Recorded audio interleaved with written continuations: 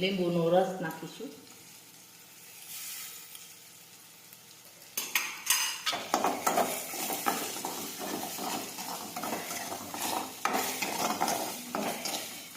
હવે આપણે મેથી બાફી છે તે નાખી દઈશું.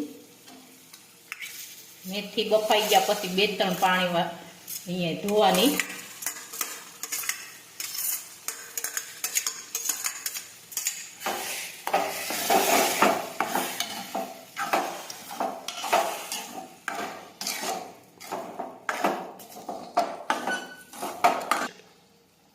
પાણી ઉમેરીશું થોડું.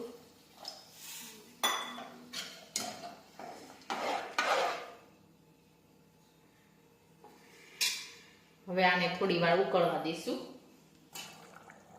હવે આપણું મેથીનું શાક છે એકદમ સરસ ઉકળી ગયું છે. હવે આપણે ગેસ છે તે બંધ કરી દઈશું.